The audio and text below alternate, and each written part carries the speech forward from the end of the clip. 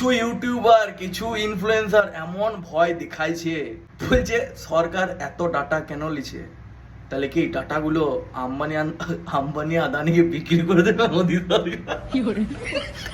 Seriously মাথায় আসো? দেখো সিরিয়াসলি বলছি, এই 12 পাতার ফর্ম নিয়ে যারা এত এত গাঞ্জা আছে না, অনেকে তাদের মধ্যে ওই 12 পাতা ফর্মটা খুলেও দেখে না কি লেখা আছে না লেখা আছে। সুটিয়ে লাল করে দেবো, নোংরামি বার করে দেবো। প্রথমত সবাই মিথ্যা কথা বলছে, 12টা পাতাই নাই, আছে 13টা পাতা, ঠিক আছে? আর দ্বিতীয়ত তার মধ্যে 6খানা পাতা শুধু হ্যাঁ বা না ঠিক করতে হবে। এইটুকু করতে পারবে না তোমরা?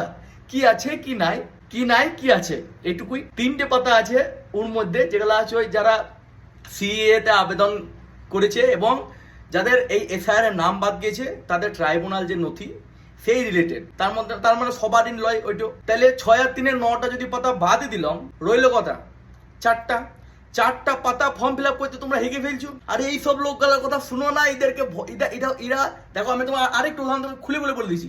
এই যখন নাম বাদ দিয়েছিল, তার আগে মমতা ব্যানার্জি বলছিল না, এই যে তোমরা সিএ তে অ্যাপ্লাই করো না, সিএ তে অ্যাপ্লাই করলেই তো তুমি অটোমেটিকলি ধরা পড়েছো তুমি বাংলাদেশি।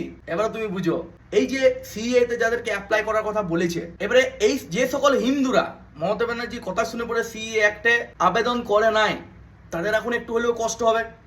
এখনো সময় আছে, যথেষ্ট সময় আছে, করে নাও। আমি আগেও ভিডিওতে বলেছি, এখনো বলছি, কিন্তু তখন তারা ভয় দেখিয়ে পড়ে তো মানুষকে পিছিয়ে দিন ছিল। এবার তুমি একটা জিনিস বুঝো, মমতা ব্যানার্জি জানতো যদি আমি এই কথাটা না বলি যে সিএ তে কেউ অ্যাপ্লাই করো না, যারা নন মুসলিমস আছে তারা সবাই সিএ তে অ্যাপ্লাই করতো, তাহলে অটোমেটিকলি যারা বাংলাদেশি রোহিঙ্গা আছে, বাংলাদেশি মুসলিম আছে, তারা ধরা পড়ে যেত।